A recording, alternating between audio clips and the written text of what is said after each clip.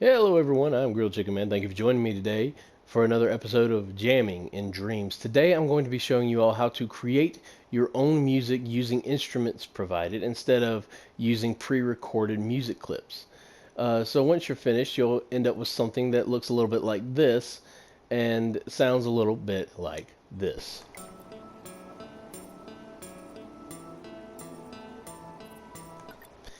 Now, as you can see, these are not pre-recorded music clips you're going to find in that section. These are actually instruments that I recorded the sounds in. This is just something simple that I started working on myself.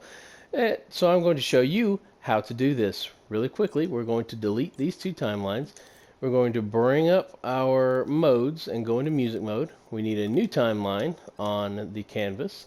We need to open it up, and we are going to search not for music clips this time, but for instruments.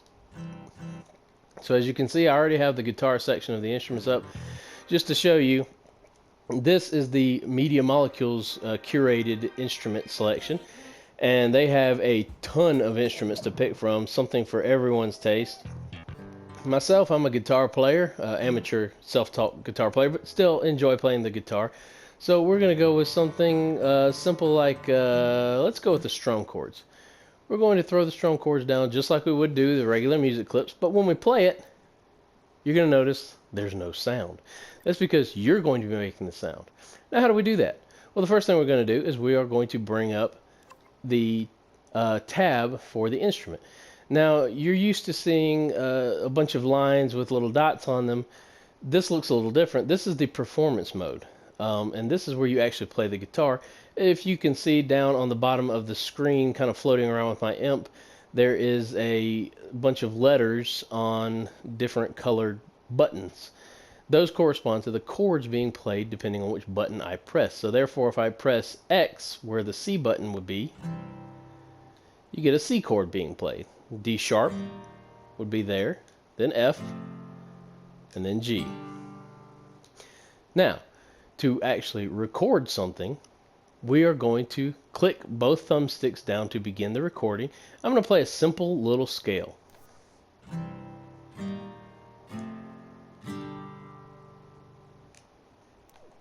And then we click both thumbsticks again when we are done recording. So as you can see, now there is something on the music sheet. So I'm going to click play.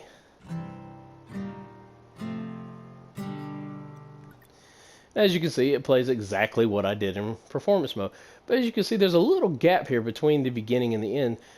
We don't have to re-record the entire thing to fix that, to begin the strumming right when it begins playing. We can actually do that in the same menu. We just have to go up into our bar, our upper bar here, and go over to piano roll view. We were in freeform view, now we're in piano roll view. Now this shows the notes that I just played as bars on a piano roll. So you can actually use the right trigger to grab and drag each individual bar where you want it individually. So you can actually completely make it a different chord or anything else like that. So now when you play it, it's going to sound like that. It's going to play right when you do it. So there are a few other little nuances that you can use to make it sound even better. But to know those, you're going to have to know just a tiny bit about how to make music. And as I said just a second ago, I'm a self-taught amateur guitar player. The most I know how to read is tablatures and chords and things like that. I don't know how to read music, so I asked my beautiful wife, Carolina Farm 11, to give me some pointers on it since she was raised up playing in large bands and things like that. So she left me a little note to go over with all of you and said that there are four basic elements involved in making music. One is the tempo, which can actually be changed with the tweak menu on the timeline. So we're going to go to the tweak menu on the timeline, and we're going to see the playback speed, and then we can go over to the numerator here. You know what? I apologize. I'm wrong. The tempo is actually going to be found individually right here on each bar. You can change each tempo individually. So right now we're at 120 beats per minute. And that the tempo refers to the number of beats that occurs in 1 minute as played in the upper right hand of the corner in Dreams, which would be right up here. As you can see, 120 BPM, that's beats per minute.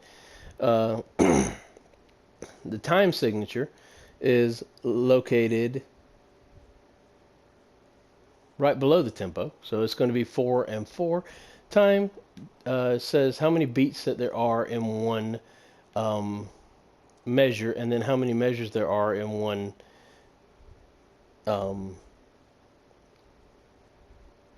measure. Yeah. So as you can tell, I'm not exactly well versed in this, but that's okay. That's the best thing about Dreams. You don't have to be well versed. You don't have to be a musical theorist genius. You don't have to be Mozart or Beethoven or Kenny G or any of the newer ones, Santana, whatever. You can be a complete novice and still make something that sounds great. But to create things using your own instruments, it helps to know just a little bit about it.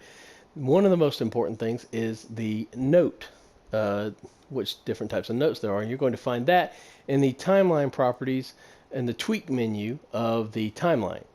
So we're going to go over to beat and sidebar, and here's where you're going to show the meter numerator. This shows how many beats there are per bar, so these dark and light bars have 4 beats in them every time. And you can raise that and lower that, and you can see the bars moving correspondingly to it. Now the meter denominator, there are 3 different ones to go with here. Well, there's 4, but this is no time signature.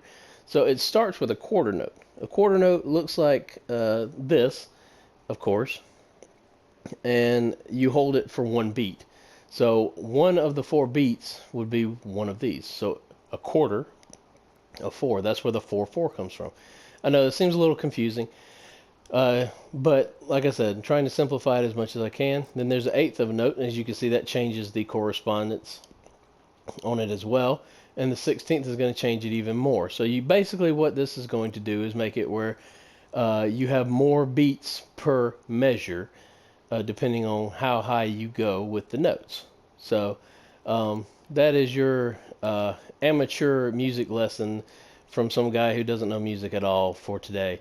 But anyway, back to the point of this video. You can make music that sounds great,